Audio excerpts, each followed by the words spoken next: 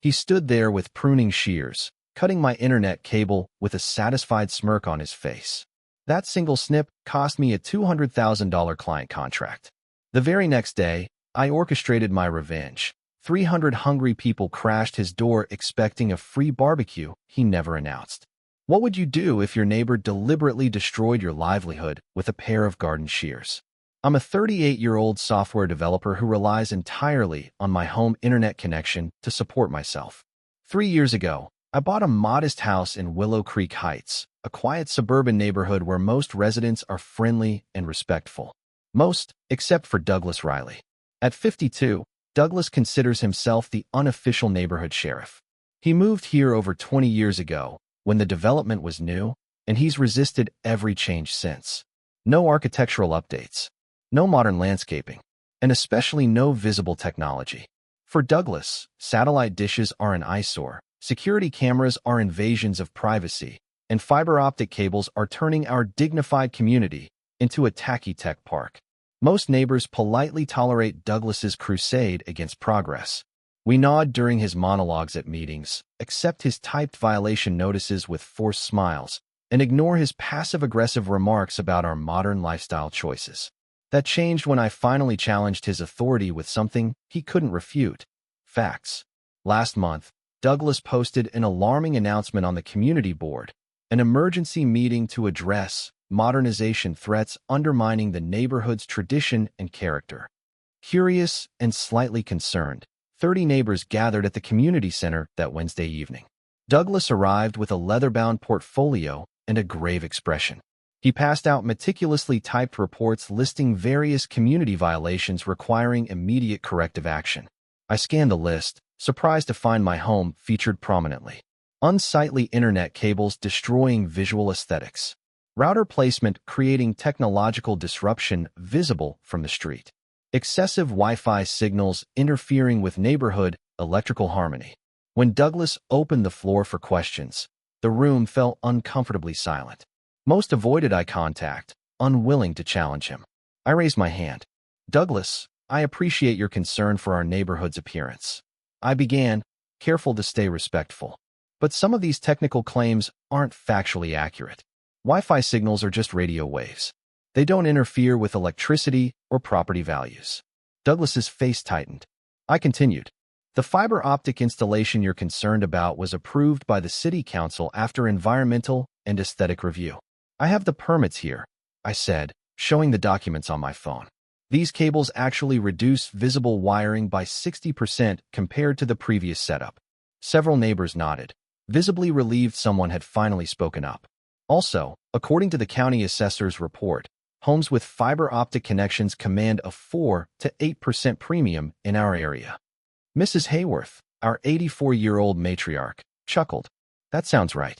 When they installed mine last year, my grandson said my house was finally worth something." Laughter rippled through the room. Everyone except Douglas, whose face had flushed a dangerous shade of red. "Well, I've done extensive research," he stammered. "I'm sure you have," I replied gently. "And we all appreciate your dedication. I'm simply clarifying that these particular concerns aren't supported by the data." As the meeting moved on, Douglas sat silently, his eyes fixed on me with unmistakable hostility. Afterward, he brushed past me muttering, "Some people learn respect the hard way." I thought little of it. That was my first mistake. The next morning, I woke early to prepare for a crucial presentation. I noticed Douglas outside, walking past my house holding something in his hand. At 9:32 a.m., in the middle of presenting my software to Medcore Systems, a $200,000 contract that would secure my year, my screen froze. Connection lost, my monitor flashed. "Just a momentary technical issue," I assured the 5 executives on the call. But restarting my router did nothing.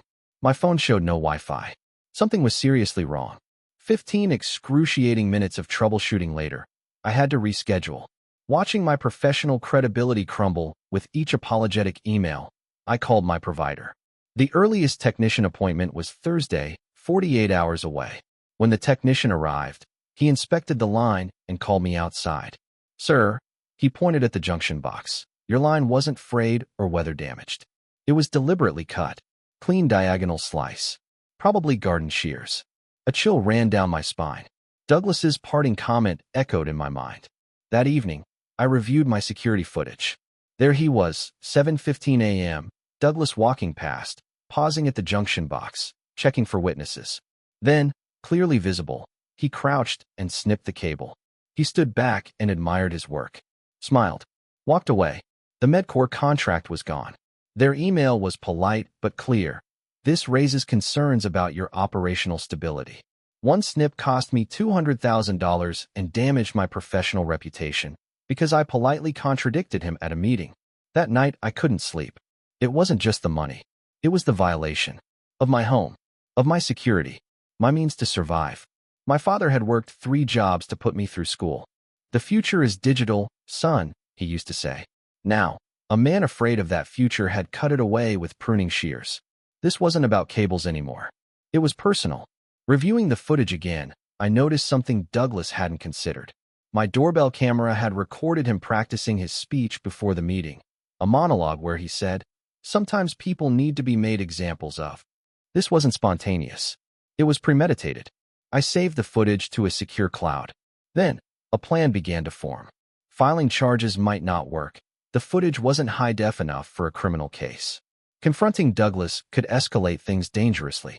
Instead, I dug deeper. Public records and social media told me what I needed. Douglas had spent 27 years mastering traditional printing before digital technology made him obsolete. His bitterness wasn't just about tech. It was about becoming invisible in a changing world.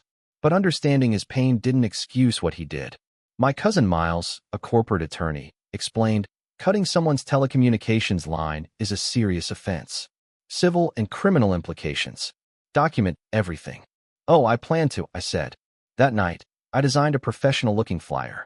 Community Appreciation Barbecue. This Saturday at 1 p.m. Free food, drinks, and a special community announcement. Hosted by Douglas Riley, 47, Maple Hollow Lane. I printed 200 copies with the Neighborhood Association header, then distributed them across 3 neighborhoods, senior centers, shops, and community boards.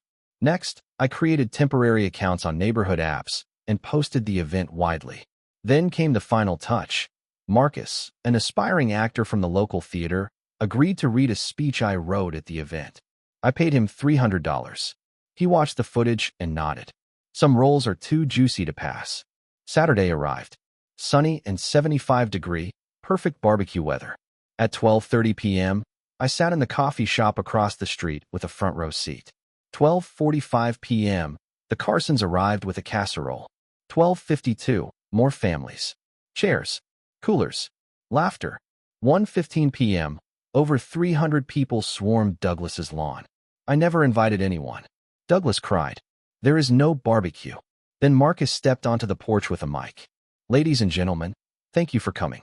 Our host, Mr. Riley, values community, but some actions deserve reflection. Just yesterday, someone took pruning shears to a neighbor's internet cable. That neighbor lost a major client." Gasps, murmurs, phones recording. "Connections matter," Marcus said, showing the still image from the security footage. Douglas mid-snip. Cutting someone off in today's world is cutting off their livelihood. That's not community. That's sabotage. Silence. Then uproar. Shame. Disappointment. Douglas, speechless. Neighbors left. Reporters called. Children asked why the nice barbecue was canceled. By nightfall, Douglas's lawn was empty but for crushed grass and flyers. 3 days later, my internet was upgraded, anonymously paid. Business grade, priority service. An unmarked envelope arrived. I was wrong. It won't happen again. Douglas reappeared weeks later helping with the community garden. "I have some experience pruning," he said without irony. When a storm hit, he lit the path to Mrs. Hayworth's door with battery-powered lights. He distributed phone chargers. Ran a generator. "No sense in letting food spoil," he told neighbors. He never apologized directly, but his actions did. At the next meeting, he sat in the back row, silent, without a portfolio. A month later, a new flyer circulated. Another barbecue. No name.